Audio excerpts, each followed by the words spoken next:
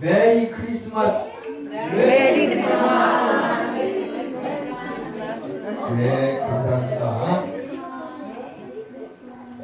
우리 한 이틀 전에 우리 교회 또 우리 이 집사님이라고 보면은 그 손자가 한도를 맞이해서 축하하는 그런 자리가 있어가지고 제가 가서 이렇게 기도를 하고 왔는데요.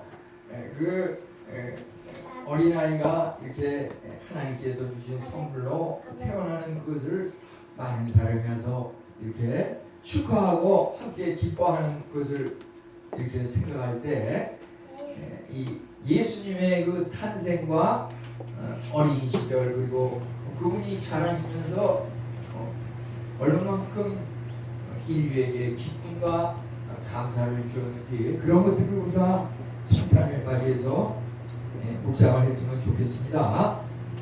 우리 여기 가장 큰 기쁨의 소식 성탄 이렇게 제목을 정했는데 본문은 누가복음 2장 8절로 14절 이렇게 정했고요. 이것이 어제 오후에 또 예배 때 했던 본문하고 중복되는 면도 있습니다. 그런데 우리가 그 말씀이 중복되더라도 하나님의 말씀은 자꾸 또 이렇게 반복해서 묵상하고 그 의미를 되새기고 우리 삶 속에 또 지침으로 삼고 이러면은 큰 은혜가 되는 것입니다. 조금 전에 읽은 예를 들어서 교동문 119번 성탄절 1번에도 그 마지막 결론문에 가면은 이 누가복음 2장 10절 11절이 나와 있는 것을 보게 됩니다. 그만큼 이것이 굉장히 귀한 말씀이라고 하는 것이고 이 교동문에도 보면은 거기에 또 이사야서의 그 말씀이 아까 읽은 곳에 이제 나오고 있습니다. 그것은 바로 구약 시대에 하나님께서 선지자들을 통해서 이제 장차 1000년, 2000년 후에 예수님께서 오실 것이다.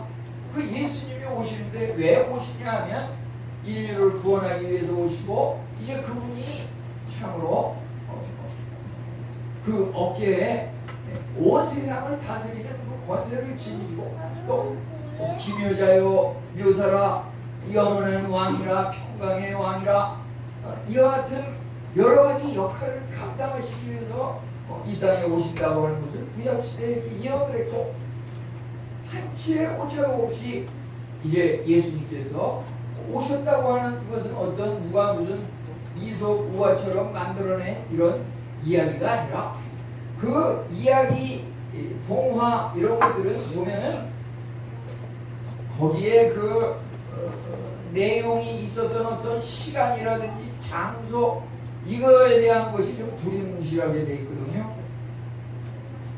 사람이 만들어낸 그것은 좀 두리뭉실하게 돼 있는데 이제 예수님께서 탄생하신 이 크리스마스라고 하는 것은 역사적인 사실이라고 하는 역사적인 사실.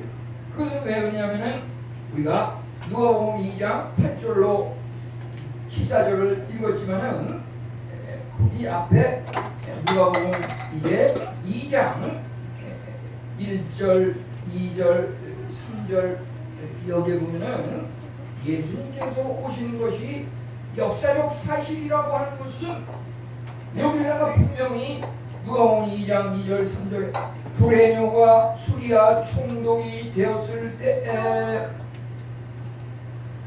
이 시대적으로 말이죠 총독 일개 나라의 최고 책임자의 이름이 여기다가 언급이 되고 이것은 절대 그는 요즘 말하는 그 가짜 뉴스일 수가 없는 겁니다. 가짜 뉴스였으면 벌써 다 끊기고 성경 판매가 금지되고 다 사라졌지만은 지금까지도 몇몇이 내려오는 것은 이것이 이미 확실한 그 요즘 말하자면 그 팩트 사실에 근거한 역사적인 사실이기 때문에 우리는 이것을 갖다가 우리 신앙생활하면서 그거 뭐 다 구름 잡는 이야기고 너나 믿어라 나는 내대로 주목을 믿으면서 살아가겠다 뭐 온갖 여러 가지 이야기가 난무하지만 이 믿음을 가지고 이것을 봤을 때 그게 확실한 사실이라고 하는 것입니다.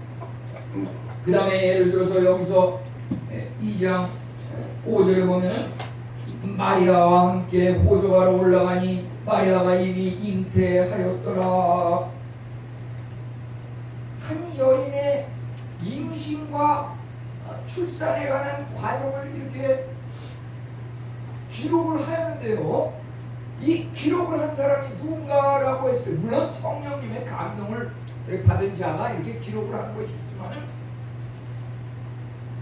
누가복음, 특별히 누가는 당시의 그 의사였습니다. 의사가 보통 우리가 사람이 죽으면 주민등록 그런 등초본이라든지 이런 거를 갖다가 병원 의사를 통해서 사망 확증을 받은 그 진단서를 내므로써 그 사람이 주소지에서 사회생활에서 그 이름이 없어지는 건데요, 그것을 확실히 있지만 그것이 의사가 자기 면허번호하고 이제 사인 도장을 찍음으로써 확실해지는데, 이게 바로 예수님 출생에 대한 의사 누가가 여기다가 기록을 한 겁니다.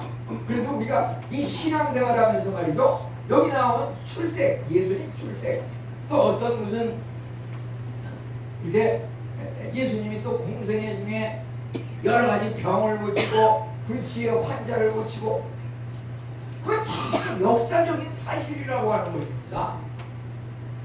부활을 해서 어떻게 죽은 사람이 살아났냐, 이 부활에 관한 것도 예수님께서 부활을 해가지고 말이죠, 천사를 통해서 보이시고 마리아에게 보이시고 제자에게 보이시고 그 제자 옆에 있는 500여 형제들에게 보이시고 수많은 사람들에게 그 몸을 보이셨다고 하는 겁니다. 그걸 의심하는 사람에게는 또 옆구리에 참 찔린 것을 도마에게 보이시고 직접 손으로 만져보라고 하죠. 그것도 믿지 않으니까 부활하신 예수님께서 이제 물고기도 먹으시고 직접 그분이 인간으로 오셔서 죽었다가 살아난 그 부활을 또 다 인증을 하고, 그것이 성령의 역사적인 그런 기록으로다가 여기 남아있는 겁니다.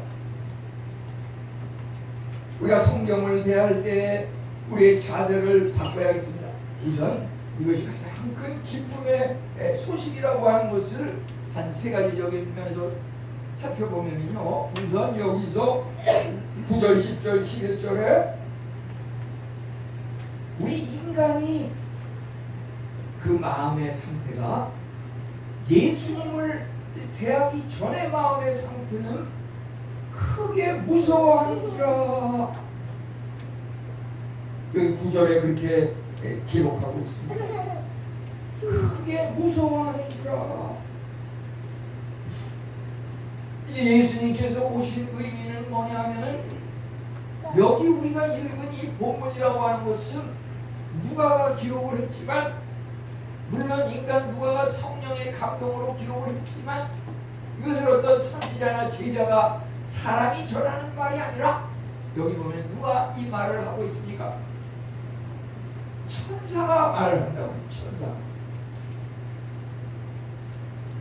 여기 보면은 2장 10절에 천사가 이르되 무서워하지 말라. 우리는 참으로 왜 이 땅에 살면서 두렵고 떨리고 무서워하는 그러한 현상이 일어납니까? 그 무서운 공포가 도저히 스스로 감당하기 어려우면 스스로 목숨을 끊는 것인데 말이죠. 천사가 와가지고서 무서워하는 인간에게 무서워하지 말라 이렇게 말하고 있는 겁니다. 그것은 바로 우리가 무서워하고 두려워하는 그 원인이 죄로부터 이제 나온 것인데, 예수님께서 탄생하신 그 목적은 우리의 죄를 해결해 줌으로만, 죄 문제를 갖다가 없애 줌으로 말미암아 우리의 무서워하는 이 마음이 기쁨과 즐거움으로 바뀌게 되는 이와 같은 은혜가 임한다고 하는 것입니다. 그래서 우리가 무서워하지 말라. 죄로 말미암아 무서워하고 두려워하는 우리의 심령이 말이죠. 이제 천사가 와서 이야기하는 그 말, 천사라고 하는 것은 선지자는 하나님의 대언자이지만은 그 선지자보다도 더 가까이 하나님으로부터 아주 직통 계시를 받아서 이렇게 아주 하나님의 그것을 보다 더 정확하게 전해주는 그분이 바로 천사라고 이렇게 할 수가 있는데요. 그래서 우리가 이 성경 말씀, 오늘 특별히 읽은 말씀을 대할 때 우리 자세가 어떻게 돼야 되냐면 이 말을, 성경 말씀을 받아들일 때 말이죠. 처음에 얘기했듯이 역사적인 사실, 분명하고 확실한 그 사실이라고 하는 것을 믿음으로 받아들이는 게 중요해요. 내가 이 말을 믿음으로 받아들여야지. 이걸 믿음으로 받아들이지 않고 그저 목사님들이나 간혹 이렇게 세상과 적응이 안 돼가지고 정신이 무슨 약간 산만해가지고서 그곳에 현혹당해가지고서 그런 사람이나 믿는 거지, 그렇게 받아들이면 안 되고요. 나와 관련된 이런 기쁜 소식으로 받아들여야 되는 것입니다. 정말 나에게 가장 기쁜 소식이 무엇인가? 그것은 나에게 있어 가장 슬픈 두려움이 무엇인가라고 했을 때 바로 그 내가 느끼는 그 슬프고 두려운 그 문제를 해결해 주시는 그 목적을 위해서 예수님께서 탄생하셨다고 하는 것입니다. 그래서 그 예수님을 우리가 받아들일 때 나의 구주로 받아들이는 것이 굉장히 중요한 겁니다. 온 80억 인류의 그 죄 문제를 해결하기 위해서 오셨는데 그 탄생을 받아들일 때 온 인류의 죄를 위해서 오신 예수님 탄생을 축하합니다.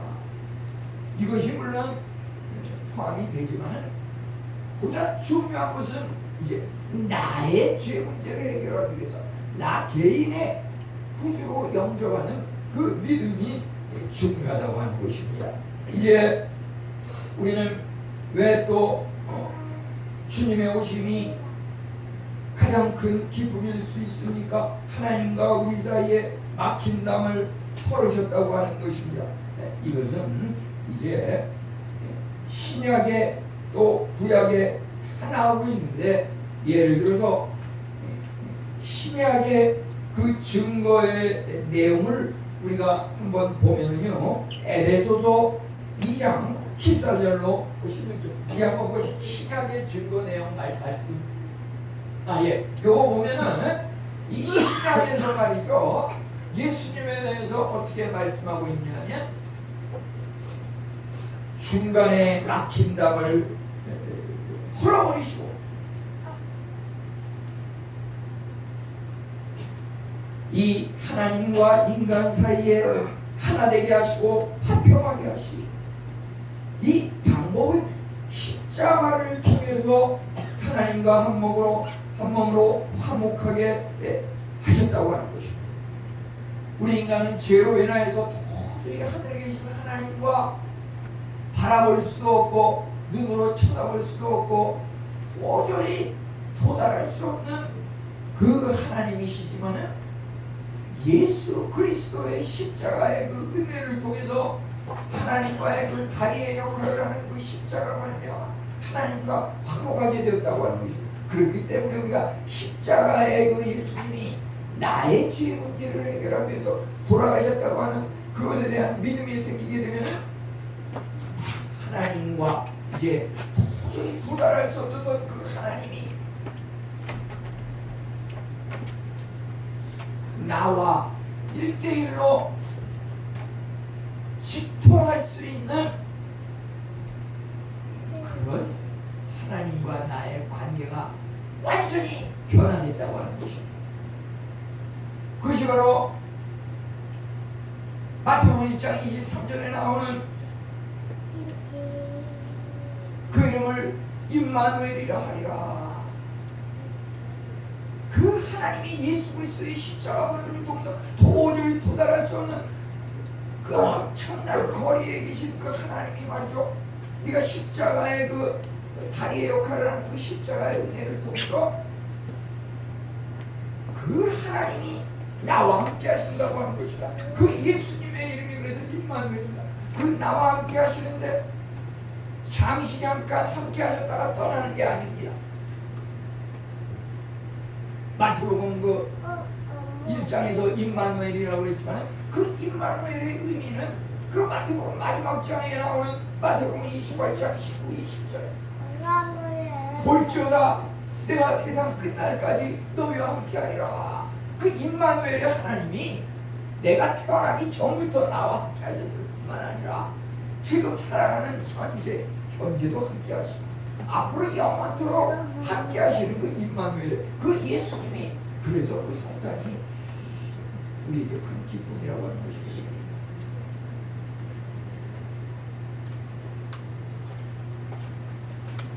왜 지금 한국이 이 무슨 OECD 국가 아니면 세계적으로 보는 말이죠. 통계에서 자살률이 1위의 그런 불명예스러운 나라가 됐다가 예수님을 잘 믿고 선교사들도 많이 파견한다고 하는 이 나라가 왜 이렇게 됐는가? 그것은 어떻게 보면 기독교의 몰락과도 같은 것입니다. 그 성탄의 원리가 말이죠. 어제도 보니까 무슨 TV에서 무슨 뭐 인터넷 판매를 하는데 여인의 무슨 외투 무슨 잠바 원피스 이런 걸 판매를 하는데 거기서 모델이 나와가지고 판매하는 사람이 나와 이거 아주 좋습니다. 사용하기 가볍고 멋있고 아주 좋습니다. 그래가지고 거기다 제목을 뭐라고 했냐면 크리스마스 특별 행사 이렇게 해놨어요. 아니 크리스마스 특별 행사면은 우리 인해교회 2023년 12월 24일 오후 예배처럼 온 성도가 와서 하나님을 찬양하고 율동 어린아이의 율동을 하고 악기로 연주도 하고 이게 크리스마스 특별 행사지. 무슨 세상 옷을 팔고 그게 무슨 크리스마스 특별 행사인데 예수님하고 전혀 상관이 없는 좀 이런 식으로 자꾸 변하다 보니까 거기에 말이죠. 왜 이렇게 자살률이 높은가? 그 원인을 분석한 것을 통계를 보게 되면은 고독과 외로움,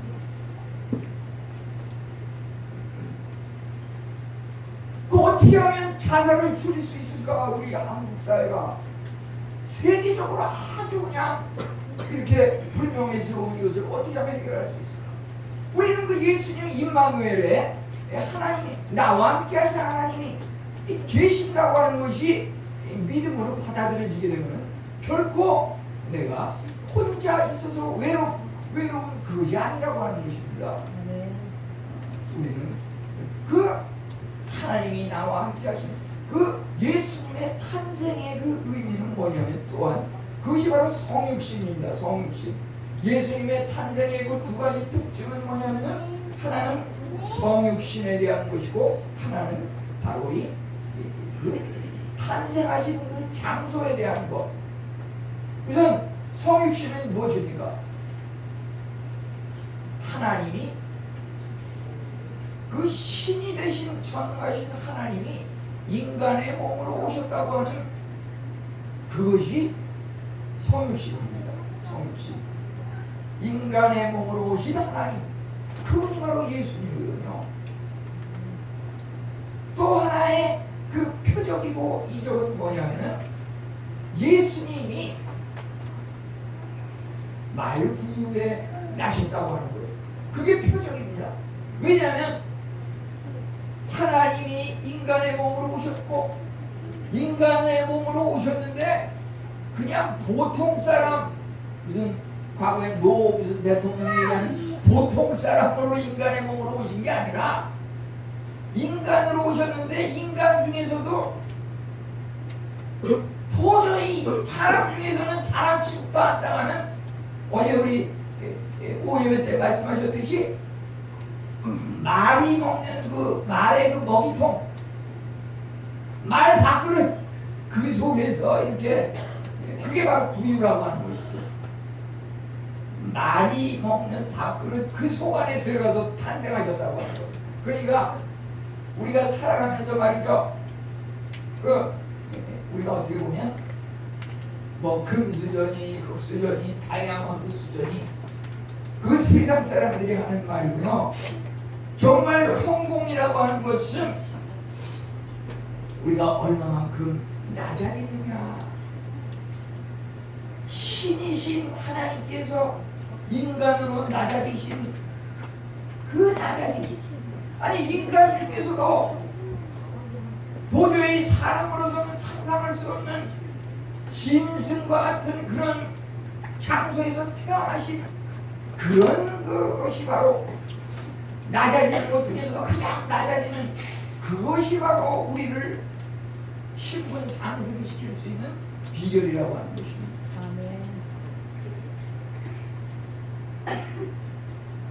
제가 이제 스리랑카에 가서 한 11년간 있을 때 보면은 그 당시로서는 지금은 그러지만은 그 코이카도 해외의료봉사단으로 이렇게 파견을 받아가지고서 11년을 이렇게 있다가 왔는데요. 그 당시로서는 지금도 지금 11년간 그렇게 가가지고서 공개적으로 이렇게 단체 파견 이름을 걸고서 하는 그런 사람이 아직 없는데요. 그러다 보니까 사람들이 거기는 참 편안하고 좋고 근무하기가 아주 여건이 좋은가 보다. 예를 들어서 한국에서 무슨 봉사단원이 오면 그 봉사단원을 거기서 받아들이기 위해서 예를 들면 그 봉사단원이 오는데 그냥 오면은 막 어서 오십시오 그게 아니에요. 거기에 그것을 반대하느냐 여러 공산당원 사회주의 당원들이 있어서 선진국의 그 사람들이 들어오는 것을 막아버리는데요. 이 예를 들자면 그 봉사단원이 오는데 올 수 있도록 국가에서 허락을 받는데 그 공문이 36장 36군데의 기관을 방문해가지고 그 기관장한테 허락을 받는 사인을 그냥 하나하나 받아. 예를 들어서 10번, 20번까지 통과됐는데 이제 30번째 가려고 그러니까 그 사람들이 아무리 허락을 했어도 난 이거 도저히 허락할 수 없다 이러면은 그게 안 되는 거거든요. 막 그냥 35번을 이렇게 했는데 36번이 마지막에 가서 무슨 보건부 장관이 이제 그것을 해야 되는데 거기에 가서는 또 무슨 토요일 오후가 돼가지고 시간이 지금 근무 시간이 지나서 빨리 퇴근해야겠다 그러는데 월요일에 이 봉사단원이 들어와야 되는데 토요일까지 허락이 안 나면 도저히 이게 완전히 2년 전부터 계획해서 오기로 한 그 사람들이 못 들어오잖아요. 근데 그 사람들이 거기에서 정부기관의 사람들이 마치 무슨 일이 생겨가지고 자기네들은 무슨 회의하는 일이 생겨가지고 그 회의 때문에 토요일을 말하자면 오전 근무하고 퇴근할 텐데 자기네들 무슨 문제가 생겨가지고 그것 때문에 회의를 하느라고 12시 1시까지 그냥 머물러 있었던 거예요. 장관이. 그러니까 그 회의 끝나고 가는 길에 내가 그냥 가라 이렇게 하는 거예요. 도장을 찍어가지고 월요일에 이제 한국의 그 봉사단원이 한 30명 정도가 들어오는데 말이죠. 일례를 들자면 이제 그렇게. 근데 이제 그 후에 사람들이 스리랑카는 뭐 10년 이상 다른 나라보다도 이렇게 오래 근무한 걸 보니까 아주 봉사단원이라든지 뭐 다 활동하기가 좋고 아주 즐거운 나라인가 보다. 그 다음에 후임자가 와서 하는데 2년을 임기를 받아가지고 오는데 8개월 있다 그냥 한국으로 오더라고요. 감당을 못해가지고 힘들어가지고. 그 후에 온 사람은 1년 반 있다가 한국으로 오고 2년도 채운 사람이 없어요.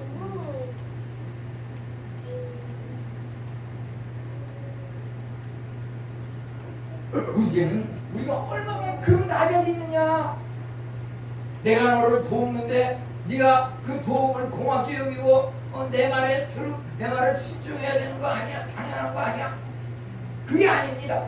세상 돌아가는 거라고 하는 것은 우리가 생각하는 그런 전혀 다른 그러한 생각을 가지고 이렇게 돌아가는 겁니다. 이제 여기 구약에서 이것이 또 8차례 예언이 됐다고 하는 이것 또한 조금 전에 있었던 교동문 119번 성탄절 1번에 나오는 말씀인데요. 제가 이 말씀을 이렇게 구약의 예언이 여러 군데 있지만은 이사야 9장 6절을 이렇게 택해가지고 한번 은혜를 나누려고 하는데 오늘 마침 보니까 그것이 또 교동문에도 그 말씀이 또 똑같이 나오더라고요. 이사야 9장 6절. 얼마나 이것이 중요한 얘기면은 여기에 또 나오는 것일까? 이 말씀을 한번 은혜를 나누는 꼭 구약의 예언. 우리 여기 보면 말이죠. 요거 하나하나가 정말 얼마나 그 성탄의 의미를 품고 있는지 알 수가 없어요. 여기 예수님이 오시기 벌써 1500년, 2000년 전에 그 예수님의 오심을 구약에서 예언을 하는데 한 아기가 우리에게 낳고 한 아들을 우리에게 주신 바 되었는데 이거 예를 들어서 제가 무슨 이단이라든지 이런 거면은 여기 한 아기가 낳고 한 아들이 나타났다 그랬는데 그 한시성을 가진 목사님이다 이렇게 내가 제일 예수다 이럴 수 있어요. 그 성경 말씀을 갖다가 교묘하게 그냥 자기 편의주의로 해가지고 이단의 특징은 뭐냐면 전부 그냥 그 교주를 갖다가 예수님으로 신봉하는 게 그 공통점이에요. 근데 여기서 한 아기는 그 한시성을 가진 목사랑 전혀 관계가 없는 거고요. 그 예수님을 말하는 예언입니다. 그 예수님이 어떤 분이라고 예언을 했냐면 어깨에는 정사를 메었고 이 모든 나라의 임금 또 가정의 부모님 직장의 상사 그런 사람들 전부 예수님께서 주장하신다는 말이에요. 전능하신 그 다음에 보면은 기묘자라 모사라 이 말은 뭐냐면은 이 원더풀 카운슬러라고 그래가지고 상담자 최고의 상담자 우리가 여러 가지 개인적인 문제가 있으면 전문가를 찾아가서 상담을 하고 배우고 또 훈련을 받아서 그것을 교정하고 바로 이렇게 세우려고 하는데요. 여기서 기묘자라 모사라 라고 하는 것은 최고의 상담자라고 하는 카운슬러 상담자라고 하는 것입니다. 우리가 세상 그 어떤 누구를 통해서도 물론 상담을 받고 문제를 해결할 수 있지만 이 예수님이 바로 최고의 기묘자 모사 최고의 상담자라고 하는 것입니다. 전능하신 하나님 그분은 참으로 불가능은 없으신 분입니다. 너희가 내 안에 거하고 내 말이 너희 안에 거하면 무엇인지 원하는 대로 구하라 그리하면 이루리라. 우리가 기도를 통해서 주님의 뜻에 합당한 것은 모두 이룬다고 하는 것입니다. 이제 여기 영존하시는 아버지라 그것이 잠시 잠깐 이렇게 있다가 끝나는 것이 아니라 과거에도 현재도 미래도 영원토록 우리가 잠시 갔다 나그네처럼 왔다 가는 이 세상 우리 후대 그 후손들 때에도 영원히 살아계신 그 예수님의 성탄이라고 하는 것입니다. 하나님께서 은혜를 주시면 이것이 임합니다. 오늘 이렇게 너무 감사한 게요. 예를 들어서 박석빈 목사님도 이제 경상도로 이렇게 내려가셨다고 하는데 사실 그 목사님 계실 때도 이제 금요일 때 이렇게 또 기도를 하고 그러지만 1.19 전도 집회를 위해서 총동원할 수 있도록 한 명씩 뭐 이렇게 작정을 하고 하는데 우리 홍한수 집사님은 그 작정한데 그 이름을 쓰신 그분의 그 이름 속자 그분을 1.19에 모시고 오셨더라고요. 근데 저도 그 이름을 연초에 쓴 한 영혼이 있는데 그 영혼은 1.19 때 안 오고 그냥 일가 친척 중에서 우리 가족이 또 이렇게 염려하고 연결하는 중에 그날 한 9명 정도가 왔어요. 일반 시청 중에. 근데 제가 이름을 기록한 사람 중에 아는 그 형제가 있는데 오늘 이 자리에 왔어요. 아멘. 제가 뭐 상상도 할 수 없는데 하나님께서 보내주셨어요. 정말 보내주셨어요. 정말 감사한 겁니다. 여기 특별히 평강의 왕이라, 이 평강이라고 하는 것은 바로 샬롬입니다. 샬롬. 우리의 모든 불평, 불만, 힘들고 어려운 고난, 해결되지 못한 그러한 문제, 이것이 모두 그리스도 안에서 해결이 되는 겁니다. 육신의 건강이 회복이 되는 것이고, 이제 마음, 영혼, 그 모든 사회적인 그 관계, 직장 문제, 장래 문제, 이 모든 것들이 화평과 건강으로 해결되는 그것이 바로 그 문제를 위해서, 나에게 지닌 그 문제를 해결해 주시기 위해서 예수님께서 오셨다고 하는 것입니다. 이제 이것은 이미 그 이사야의 예언은 이미 실현되었고 지금도 실현되고 있고, 아직 지체되고 있는 것은 또 앞으로 계속해서 차츰차츰 실현이 된다고 하는 것입니다. 이제 여기 마지막으로 보면은 가장 큰 기쁨의 소식이라고 하는 것은 죄사함의 감격과 마음의 평안을 주는 것이라고 볼 수가 있겠습니다. 우리가 여기서 특별히 요람에서 무덤까지 기쁨의 전파자라고 하는 것, 어제 보면 알파와 오메가이신 예수님이 바로 처음이요 마지막까지 주장하시는 예수님이라고 했는데요, 여기에 이렇게 기록하고 있는 요람에서 무덤까지, 이제 말구에서 태어나신 그 알파의 예수님께서 이제 그분이 돌아가시고 이 세상을 떠나는 그 순간까지 우리에게 그 성탄의 기쁨을 연장시키시면서 영원히 그러한 역할을 하고 계신다고 하는 것입니다. 누가복음 1장 44절에서는 아이가 복중에서 기쁨으로 뛰놀았더라. 그 예수님은 말이죠, 뭐 물론 세상 사람들도 임신하면 막 그냥 뭐 애기를 그냥 산부인과 해가지고서 초음파 찍은 그 사진을 갖다가 그냥 막 수첩, 비밀 수첩, 귀중한 보물 딸리는 데다가 딱 끼워가지고서 심심할 때마다 한번 보면서 태중에 있는 아이, 나에게 얼마나 기쁨과 기대감을 주는지, 이렇게 아직 태어나지도 않았는데 그 초음파 사진은 무슨 애기를 안고 있는 것처럼 뱃속에서 잘 자라고 있구나. 그 여기 예수님도 마찬가지예요. 하나님이 예수님으로 성육신에서 오시는데 성경에 보니까 1장 44절 복중에서 기쁨으로 뛰놀더라. 근데 그 예수님이 말이죠, 그러면 도대체 이 땅을 떠날 때는 어떤 모습이었나? 이 누가복음도 아까 마태복음의 1장하고 28장을 얘기했지만요, 누가복음에서도 1장 44절에는 그 탄생의 기쁨 그거 있지만, 이제 마지막 24장 52절에 보면은 그들이 그에게 경배하고 큰 기쁨으로 예루살렘에 돌아가, 이렇게 나와 있습니다.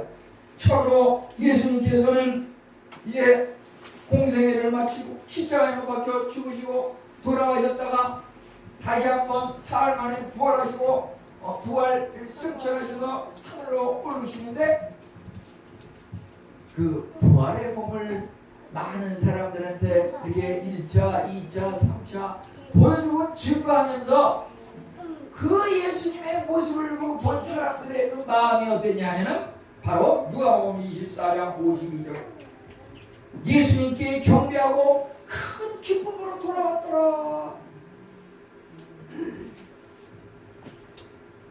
우리 그 이집사님 그 손자 그 복덩이가 말이죠, 서준이가 그 많은 친척 일가를 데리고서 이해가 커가지고 무슨 뭐가 되고 싶어하나 그래가지고서 무슨 뭐 청진기를 집을까 아니면 무슨 판사가 두드리는 망치를 집을까 아니면 무슨 연필 뭐를 집을까? 아니면 이 마이크를 집을까? 그냥 마이크를 집어가지고 무슨 이제 앞으로 유명한 아나운서나 무슨 사회 활동을 하는 그런 지도자가 되기를 꿈꾸는 자는 그걸 이게 딱 집더라고요. 어쨌든 탄생할 때는 애기들이 다 이쁘고 귀엽고 즐거운데 말이죠. 어디를 가나 그 백일잔치, 돌잔치 다들 그냥 기뻐가지고 어쩔 줄 모르고 참석한 사람들이 물론 음식이 맛있어서 웃는 것도 있지만 그 애기의 얼굴을 볼 때 그 미소를 보면 우리도 저절로 웃음이 나오고 기뻐할 수밖에 없거든요. 근데 이제 문제는 이 사람이 태어날 때 100일이 돌 때 다 기뻤는데 문제는 죽을 때는 어떠냐 이거죠. 초상집에 가가지고서 말이죠. 물론 그것을 믿음으로 받아들여가지고 우리 아무의 성도는 생전에 예수님을 잘 믿고 이제 천국으로 이제 그 삶의 장소를 옮기셨습니다. 이런 믿음으로 받아들이는 그 장례식의 그 상주라든지 그 식구들을 보면은 마음에 잔잔한 기쁨이 거기에 감도는 반면에 믿음이 연약한 분들은 세상적으로 슬퍼하고 눈물을 감추지 못하면서 그것을 잠시라도 잊기 위해서 막 술을 먹고 술잔을 나누고 그것만 해도 다행이죠. 어떤 사람은 예를 들어서 지지난주에도 보면은 뭐 지지하는 주에는 무슨 네팔 히말라야 등반했던 사람이 또 몇 명이 이렇게 행방불명이 됐지만 지지난주에는 보면은 설악산에 눈 오는 날 올라갔다가 2명이 이렇게 행방불명이 됐죠. 사실 태어날 때는 다 즐겁지만 죽을 때는 정말 그 하나님을 거역했던 그 이세벨 개발이 되리라. 개가 그 여인을 갖다가 다 물어 뜯어가지고서 그 시체가 그냥 길에 이렇게 흩어지고 이러니까 그 시신도 건지지 못하고 찾지 못하는 이런 어려운 그 죽음을 맞이하는 사람들도 있는 거거든요. 그래서 예수님은 보면 말이죠. 부활 승천하실 때 그 예수님의 모습을 본 많은 사람들에게 그 성경에 보면 큰 기쁨으로 돌아왔더라. 우리 말이죠. 참으로 독거노인으로 홀로 외로이 쓸쓸히 지내는 이러한 사람들도 많은데요. 이러한 사람일수록 임마누엘의 하나님 땅끝까지 세상이 끝나는 그날까지 우리와 함께 하시는 그 하나님을 우리가 목표로 해서 살아야 한다고 하는 것입니다. 우리 어린아이들에게 참으로 탄생의 그 즐거움이 있다 그러면은 우리 어르신들도 어르신들대로 그 탄생 때의 그 즐거움이 조금도 식지 말고 똑같거나 더 활기찬 그런 삶을 이제 살 필요가 있다고 하는 것입니다. 죽는 그 순간까지 모세를 보면은 탄생할 때 보니까 갈대 상자에서 이렇게 탄생해가지고 물에 둥실둥실 떠들어갔는데 그 애국 바로왕의 공주가 그것을 만져가지고서 이제 40살까지는 왕궁에서 살고 거기서 또 의로운 혈기를 부리다가 문제가 있어가지고서 이제 광야로 가가지고서 40년간 피신 생활을 하면서 그 고난 속에서 자신의 연단과 훈련을 통해가지고서 이제 80세가 돼가지고서 이스라엘 백성에게 돌아와서 이스라엘의 지도자로서 또 40년을 120살까지 이렇게 살았는데 성경에 보면 그 120살 죽을 때도 그 모습을 기록하기를 나이가 120으로 눈이 흐리지 아니하고 우리는 말이죠. 성경의 그 인물들을 볼 때 갈렙도 어떻습니까? 40세 때 가난을 경험하는 그 젊음의 믿음과 혈기가 이제 나이 85세가 돼서도 내가 나이가 85세로 돼 40세 때 그 젊은 혈기 믿음 그대로니까 하나님이 선지를 내게 주소서 가난을 내게 주소서 내가 그리로 들어가서 그것을 정복하리라. 우리 아직까지 결코 은퇴할 나이. 우리 성도들은 우리 어떻게 보면 가급적이면은 그 믿음 가운데 너무 나이에 연연하지 말고 늘 젊음으로 이렇게 살아갔으면 좋겠습니다. 하나님을 믿는 우리 성도들에게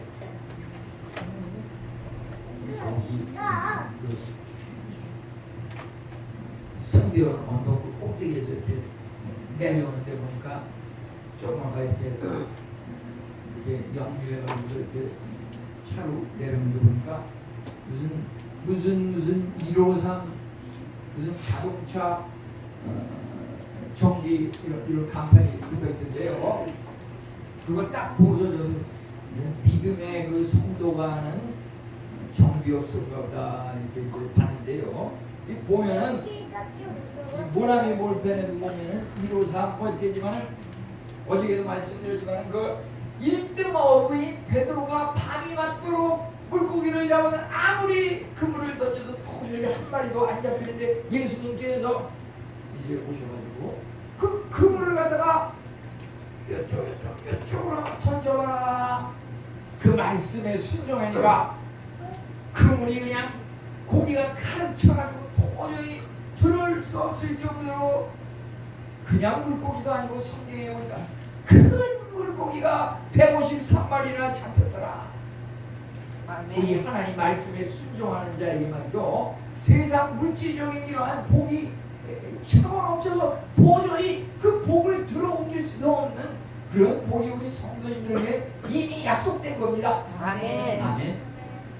예, 우리 마음의 그 죄악의 문제, 영혼의 그 잘되는 예수 그리스도의 십자가 보혈의 은혜가 우리에게 임함으로 말미암아 이 성탄의 아침 놀라운 주님의 은혜가 우리 성도님들에게 그 가정에 또 우리가 몸담고 일하는 그 일터에 늘 충만하시기를 축원합니다. 아멘. 하나님 감사.